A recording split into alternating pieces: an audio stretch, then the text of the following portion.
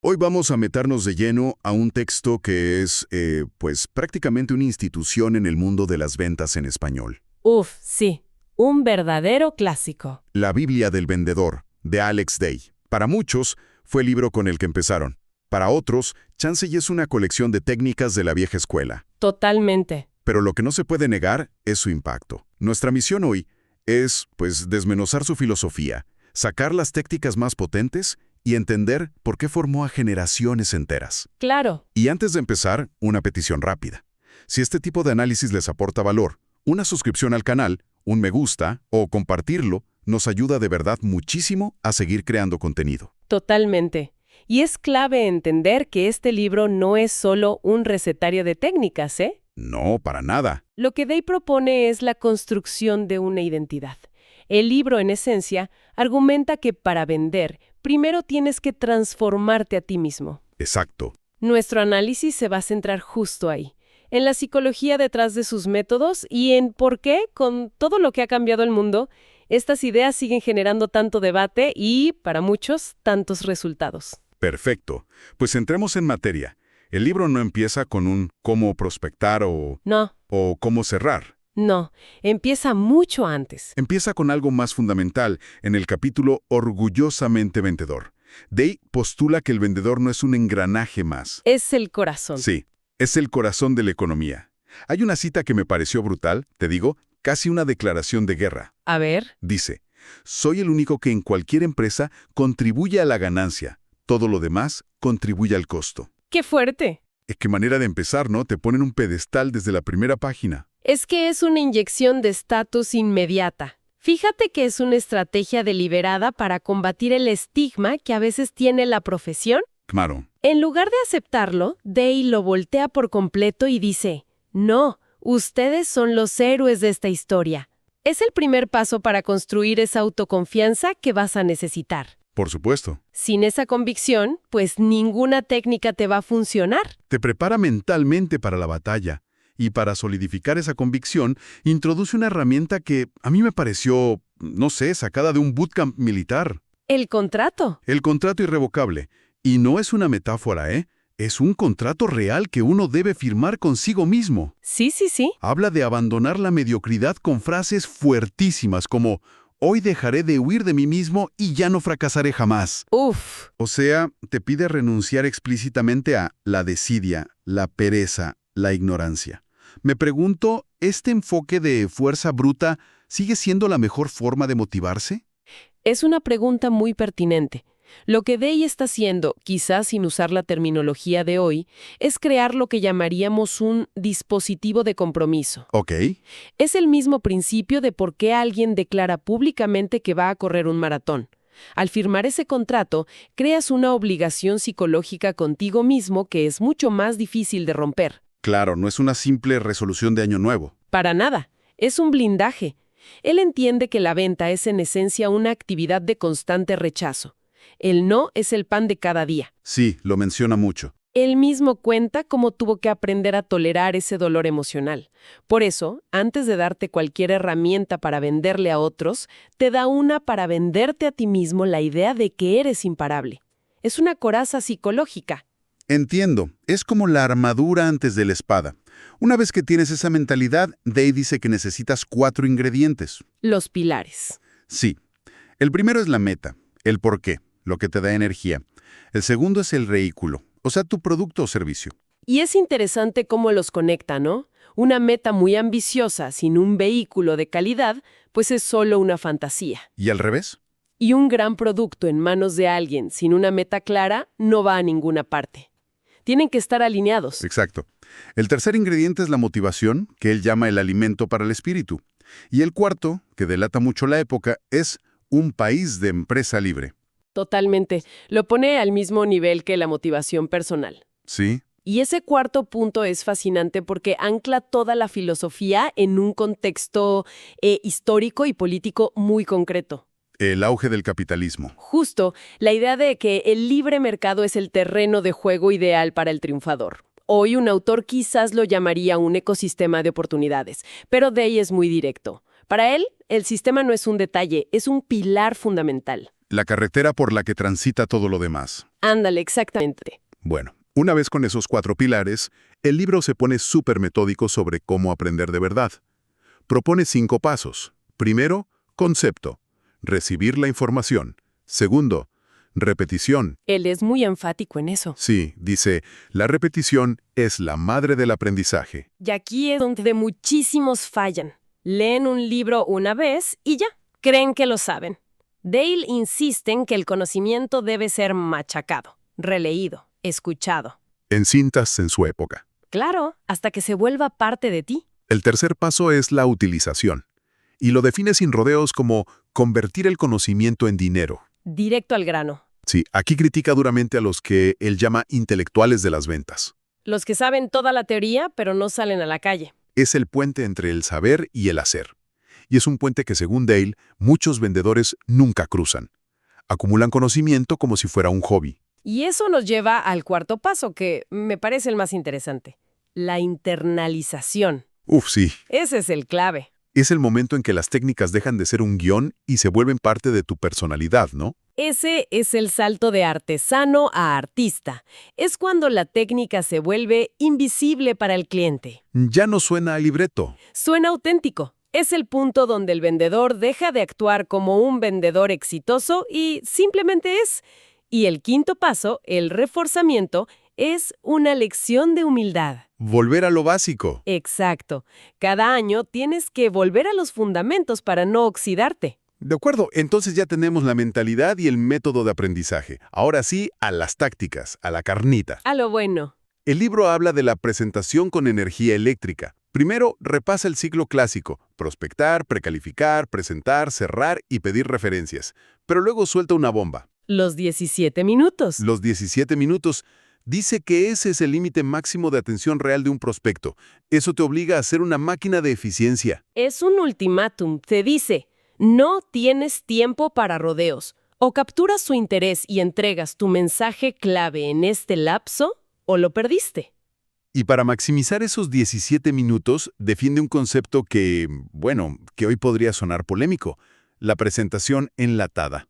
Sí, suena fatal hoy en día. La compara con el show de un artista en Las Vegas. El público es diferente cada noche, pero el espectáculo es el mismo porque está probado que funciona. Pero, neta, ¿esa idea no ha envejecido terriblemente? Es la pregunta del millón y la respuesta es más sutil de lo que parece. Cuando Day habla de una presentación enlatada, no se refiere a ser un robot que recita un monólogo. A ver. La lata es la estructura, el esqueleto de tu argumento. Son los puntos clave que no puedes olvidar, las historias que sabes que funcionan, las respuestas a las objeciones que sabes que van a surgir. Ok, la estructura. El arte está en entregar ese guión de una forma que se sienta fresca y adaptada. El comediante de Las Vegas tiene su rutina, pero sabe leer al público y hacer pequeños ajustes. La estructura es tu red de seguridad. Ok, visto así tiene más sentido.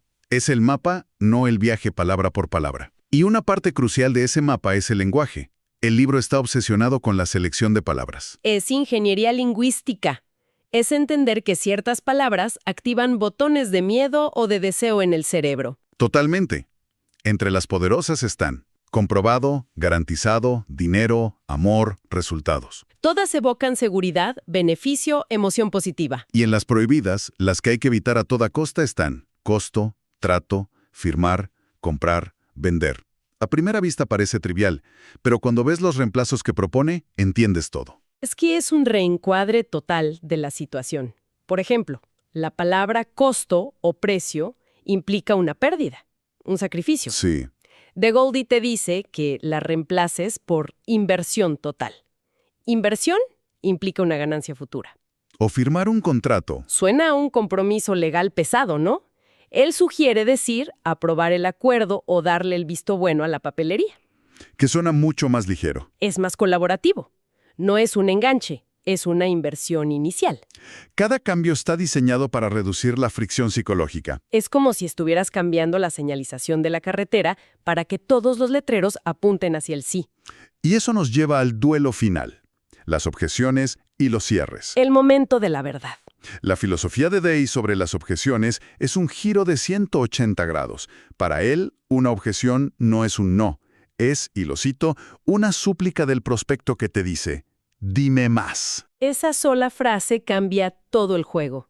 Desarma al vendedor, en lugar de ponerte a la defensiva. O de verlo como un ataque. Exacto, lo obliga a verlo como una señal de interés. Convierte un posible conflicto en una invitación a conversar. Y para manejar esa invitación, da una regla de oro. Los dos no y un sí.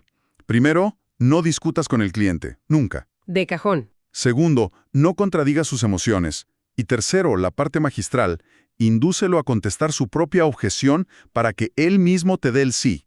Y aquí lo fascinante es que la herramienta más poderosa que propone es el silencio y la escucha activa. Totalmente. Al no discutir, creas un espacio para que el cliente se explaye. A menudo, la primera objeción es solo una pantalla de humo. Es muy caro. Claro, y la objeción real es, me da miedo tomar la decisión. Al escuchar, obtienes la información que necesitas para responder a la duda real, no a la excusa. Exacto. Y una vez que manejas la objeción, llega la hora de cerrar.